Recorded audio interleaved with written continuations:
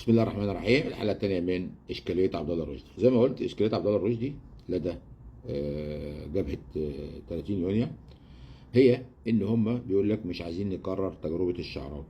يعني ايه تجربه الشعراوي؟ ان يطلع رجل دين اسلامي يجمع حوله قلوب المسلمين ويشير فيهم النخوه الاسلاميه والثقافه الاسلاميه ويستعيد الثقافه الاسلاميه. هم عايزين يطمسوا على الثقافه الاسلاميه، وهم اشتغلوا على الحكايه دي في الستينات، وعبد الناصر سلمهم كده وزاره الثقافه. وحتى الان وزاره الثقافه دي وقر شيوعي معادي للاسلام. شوف كل المخرجين، شوف كل المخرجين: خير بشاره، عاطف الطيب، داوود عبد السيد، طبعا طبعا كلهم تلاميذ ليوسف شاهين وصلاح ابو سيف. كل دول شيوعيين، يعني حاجه معروفه يعني. وزاره الثقافه دي تعتبر وقر للشيوعيين. ف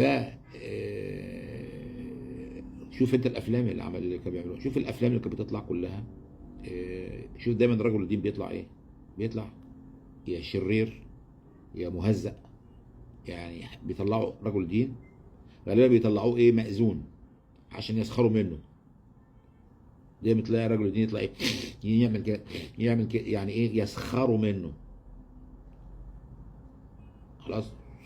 حتى افلام اسماعيل ياسين اللي ربنا طبعا انتقم منه بسبب دايما كان في الافلام بيسخر من رجال الدين. هو يعني مش بيسخر لان هو شيوعي، لا، ده يسخر من رجال الدين لان هو عايز يضحك يعني، فبيتخذ من الدين هزوا. يعني طبعا دي اسوأ. يعني في ناس بتسخر من الدين من باب تشويه الاسلام في قلوب، تشويه رجال الدين في قلوب الناس.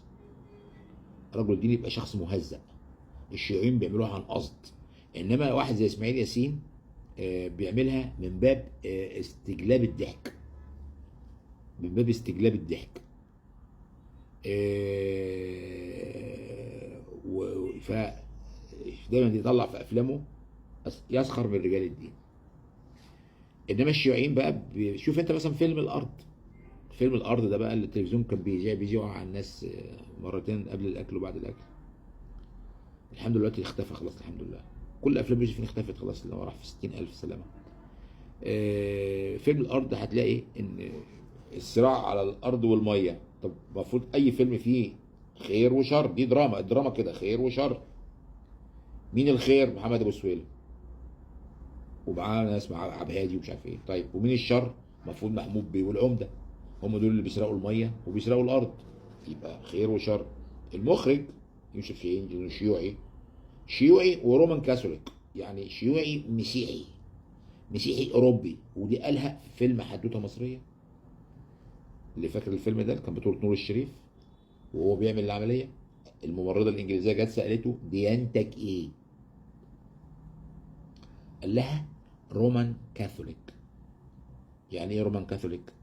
يعني مش قبطي مثلا، مش مسيحي عام، لا، ده هو بيقول انا كاثوليكي اوروبي فرنسي، زي ديانه مراته الفرنسيه. رومان كاثوليك، مع انه كان بيوهم الناس ان هو ملحد، لكن هو مش ملحد، لا، هو متدين. بدليل هو بيقول لهم انا رومان كاثوليك. واحد يقول لي طب ما هو ده سؤال بيجاوب عليه، ماشي، بس كونه ينزل في الفيلم بتاعه هو يحطه في الفيلم الحته. طب ايه الهدف تحط دي في الحته دي في الفيلم؟ ايه الهدف؟ ده بيسجل للتاريخ وبيقول للناس يا اخوانا انا رومان كاثوليك، يعني انا حزب فرنسا كده من الاخر، انا عميل فرنسي يعني. انا وعمل فيلم بالفعل اسمه باي باي نابليون او حاجه كده يعني. طلع نابليون ده يعني شخص كويس جدا وحاجه ظريفه، والعلماء الحمله الفرنسيه ناس ظراف جدا وعلماء، وجايين ينشروا العلم في مصر وينشروا الثقافه في مصر وحاجات كده يعني. يعني هو رومان كاثوليك، يعني حتى مش قبطي. وفي حاجه اسمها اقباط الكاثوليك، لا، هو كمان مش يعني هو مش منتمي لمصر اساسا. هو متبرئ من الثقافه المصريه ومعادي للثقافه المصريه وبينظر لها بعدائيه ليها وللشعب المصري. وبيقول لك انا رومان كاثوليك، يعني انا كاثوليكي على الطراز الاوروبي الفرنسي والايطالي والكلام ده. نرجع لفيلم الارض. قلنا الخير فين؟ محمد ابو سويلم وعبد الهادي. طب والشر فين؟ العمده ومحمود بيه. هو المخرج بشيطانته طلع الاسلاميين هم الاشرار، ومحمود بيه راجل ظريف بينشر الحضاره، وطلعوا جاب واد شيك جدا كده شكله اوروبي، وبيقول لهم انا بعمل لكم الحضاره، وهجيب لكم الميه، وهجيب لكم مش عارف ايه، والتليفونات، وهجيب لكم مش عارف ايه. كلام فارغ طبعا، لان الفلاح لحد دلوقتي ما دخلش يمكن ما دخلتش الميه القريه لحد دلوقتي. ميه ايه اللي هتجيبها؟ ميه ايه اللي هتجيبها؟ ميه ايه يا هنا هنا المخرج هو جاهل، والمتفرجين مثلا ما حدش لفت نظره، لان في القرى الميه الحلوه ما بتجيش من مصر مثلا هنقول نعمل لها طريق. هي حتى لو بتيجي من مصر مش ضروري نعمل لها طريق، هي هتمشي هتركب العجله، الميه الحلوه هتيجي راكبه عربيه، دي ماسوره في الارض، في التراب، في الطين، في اي حاجه عادي، انت ممكن توصل الميه بمواسير في الارض.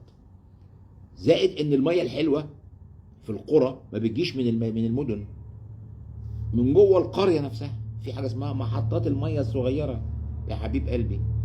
في محطات ميه صغيره ميني كده صغيره، فيها خزانات علويه كده، خزان او اتنين علويين، يقول لك وابور الميه. حتى في الريف يقول لك ايه وابور الميه. يعني ايه وابور الميه؟ يعني محطه الميه الصغيره، دي حاجه صغيره كده وفي خزان، والتكرير بيتم جوه، بياخدوا كده من ماسوره من الترعه، خلاص، ينضفوها بالشوائب ويحطوا لها شويه كلور وشويه مش عارف ايه وشويه شبه وشويه بتاع، تنقيه الميه. عمليه سهله مش صعبه يعني. وبعدين يحطوها في الخزان، والخزان تنزل منه مواسير تروح للقريه كلها. انا لما جيت ابني محطه شبرا الخيمه انا وزملائي يعني، محطه ميه شبرا الخيمه محطه ضخمه جدا، دي اللي بتشرب شبرا كلها ومدينه نصر والكلام ده. كان بنيناها، كان في يعني بنيناها على محطه ميه لشبرا الخيمه كانت موجوده، خزانات برضو بتنقي الميه جوه المحطه وخلاص. الهيئه اللي كنت شغال فيها اشترت ارض زراعيه جامده جدا جنبها، 65 فدان حاجه كده، وبنينا المحطه الضخمه هناك. اذا حكايه ان انا هجيب لكم الميه الحلوه دي ده كذب وتدجيل. كان المفروض المخرج يسال الميه الحلوه دي بتيجي منين؟ الميه الحلوه دي بتبقى من جوه القريه. يعني انت لو انت عايز تفيد القريه اعمل لهم محطه ميه جوه القريه، مش غاليه، مش غاليه ولا حاجه. هي كل حكايه تكاليف انشاء خزان، وانت في خزان ارضي بتجيب من بتاع وبتعمل عمليه تكرير ومش عارف ايه وموتور وبتاع وخلاص. يبقى انت مش محتاجين السكه الزراعيه للميه. طب الكهرباء الكهرباء اصلا ما في الريف ما بتدفنش في الارض، لان الارض فيها رطوبه عاليه، مش تلاقي الاسلاك الكهرباء ماشيه كده فوق بيوت الفلاحين. طيب دي اسلاك يا حبيبي، ابراج. ايه تاني؟ هجيب ايه تاني يا سيد؟ كلام فارغ يعني. هو السكه الزراعيه كل الحكايه ان هو عايز بعربيته يوصل للقصر بتاعه اللي بيبنيه.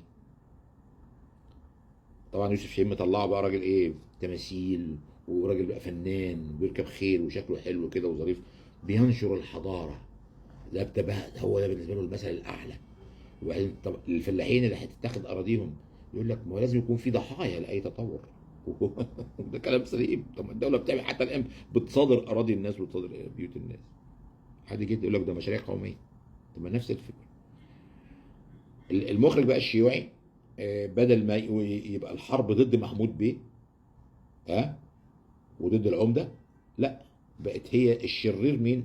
الشيخ حسونه، الشيخ يوسف، الشيخ الشناوي، شيخ الزاويه، اللي هو بيسمح للولاد والبنات بيمارسوا الجنس جوه الزاويه بتاعته، حاجه كده غريبه كده.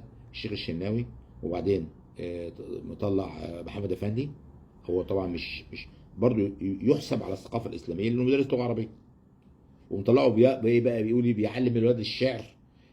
دي مقصوده المشهد ده، كيف اللي هو ايه الشعر بتاع البيتين بتوع امرؤ القيس. طب هو طفل في ابتدائي هتعلم بيدرس شعر امرؤ القيس؟ لا، هو عايز يفهمك ان شوف الثقافه العربيه رخمه ازاي، شوف كلام مش مفهومه ازاي. قفا بنا نبكي ذكرى حبيب ومنزلي بسقط اللوى بين الدخول فحوملي. بيت لذيذ جدا مفيش حاجه خالص. هو بيقول امرؤ القيس راكب الجمل بتاعه، راكب الناقه، فمعدي على الاطلال بتاعت البيت اللي كانت حبيبته فيه ساكنه فيه، بيقول له للجمل قفا بنا. طبعا قفا يعني وقفوا. هو هنا النقاد اختلفوا